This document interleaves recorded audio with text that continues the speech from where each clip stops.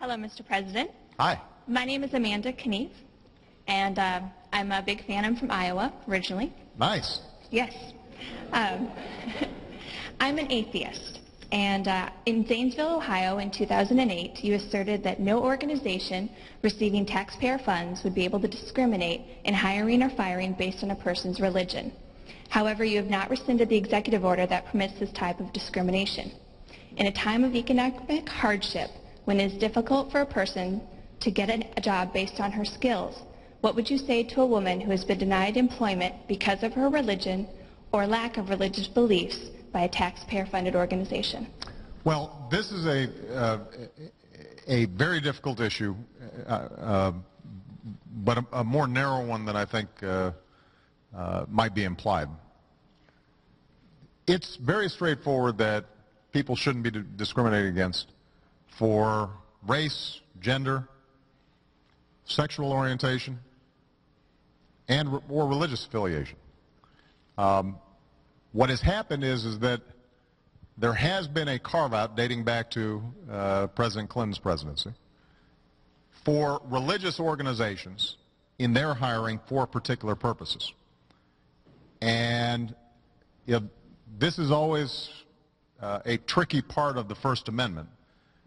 On the one hand, the First Amendment ensures that there's freedom of religion. On the other hand, we want to make sure that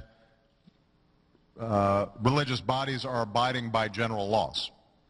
And so where this issue has come up is in fairly narrow circumstances where, for example, you've got a faith-based organization that's providing certain services. They consider part of their mission to be promoting their religious views, but they may have a daycare center associated with the organization, or they may be running a food pantry.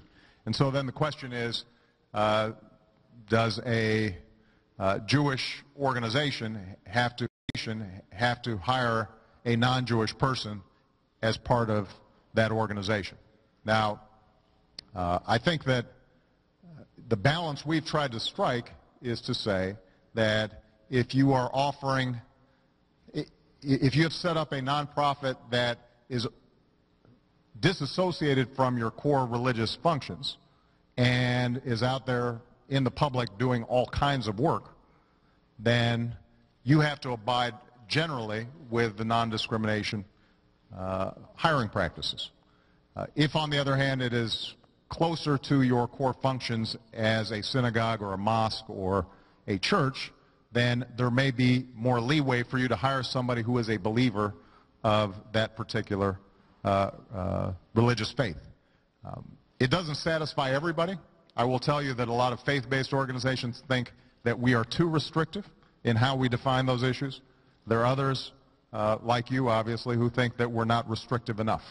I think we've struck the right balance so far, but this is something that we continue to be in dialogue with faith-based organizations about to try to make sure that their hiring practices are as open and as inclusive as possible. Okay? Thank you. Yes, sir.